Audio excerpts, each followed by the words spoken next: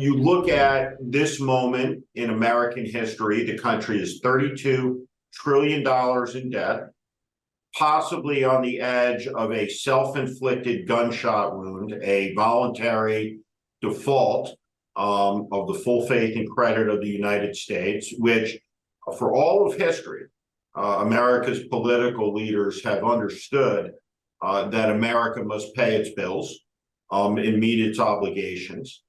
So we're upon the edge of that new horizon and that new territory. So when you look at this, the collapse of the middle class, and I've always viewed the middle class as foundationally the core of America's strength, the core of America's power. It is part of America's miracle. And you look at the downward pressure on it really on a 40-year basis now, where we are.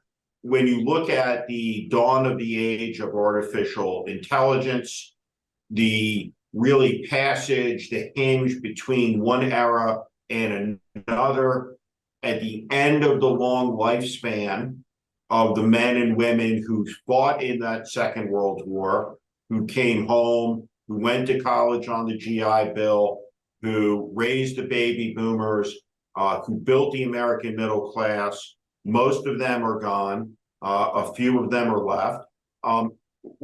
When you look out at the horizon over the next 20 years, where do you see this country going? Are we in a trough here? Are we stuck in a Trump rut? You know, a lost decade of American life and history to some degree? Or are we trending towards somewhere that would have been unimaginable to contemplate when you look at our 20s and our 30s in the 1990s and in the early aughts in this country? I need a bigger boat. So look, if you zoom out, if you look at GDP growth, if you look at the stock market, if you look at Nobel Prize winners, if you even look at philanthropy, if you look at the money spent on social services, trying to demonstrate empathy for our brothers and sisters, America is as strong or stronger than it's ever been. On a relative basis, if we were talking about competition, there's no place that, in my opinion, over the last 10, 20, 50 years, maybe with the exception of China, that is doing as well as America. We're food independent. We're energy independent. Our stock market's near all-time highs. Everyone complains about inflation. Our inflation has gone below 5%. It's continuing to go down. It's gone down 18 months in a row. That doesn't get the headlines. Gas on an inflation-adjusted basis is cheaper than it was 30 or 40 years ago. Our GDP, while not remarkable, has been more consistent than any nation in the world. No one is lining up for Russian or Chinese vaccines. Every new technology is dominated by, usually by American companies. So we've had incredible prosperity. What we've had an absence of is progress, as registered by people's mood, happiness, satisfaction. I think kind of probably the leading indicator of the problem, or the biggest problem, or fundamental breakdown in a compact in America, is that for the first time in our history, a 30-year-old man or woman isn't doing as well as his or her parents were at the age of 30. That is the fundamental handshake compact agreement you have with the society you live in, that if I work hard, I play by the rules, I'm a good citizen, my kid will do better than me. And for the first time, that isn't happening. And for the first time, more than half of people under the age of 30 aren't living with a romantic partner. They're living with a family member, a sibling, or their parents. And so you have a 30-year-old living at home, or a 25-year-old, and they feel constant shame and rage as they're reminded by their roommates, mom and dad, even if they don't mean to make them feel bad, that I'm not doing as well as you. And then you mix in, so let's go to the culprit. And there's a lot of them. There's economic policy.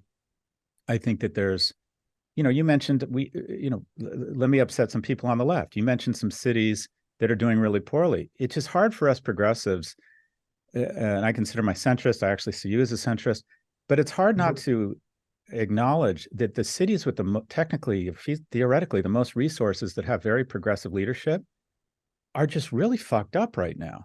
I've been in Seattle, in LA, and San Francisco in the last 7 days. Unprecedented prosperity, progressive, empathetic leadership. And it's a show. There are homeless encampments everywhere. And you're like, okay, something's wrong here. Our approach here is not working. And I think, well, how do we where would we start to attack the root cause of the problem? And thank you for watching. Make sure you subscribe to our channel so you never miss a video. Also, for more content just like this, please consider joining our Warning Premium community.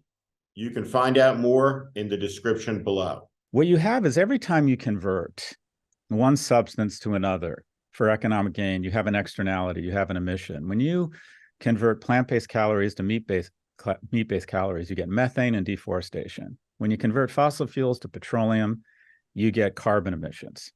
I still don't think either of those are the most dangerous emission. Most people would say it's got to be carbon. I don't think it is.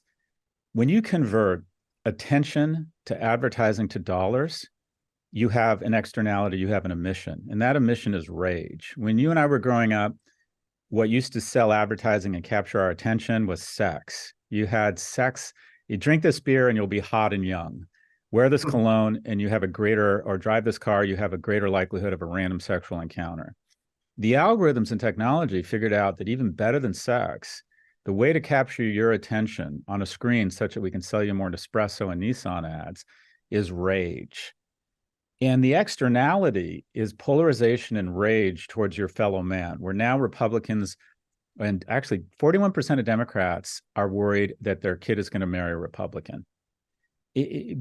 Republicans are more worried now, and this is a sign of progress and a lack of progress. Republicans are now more worried about inter-party marriage than interracial marriage.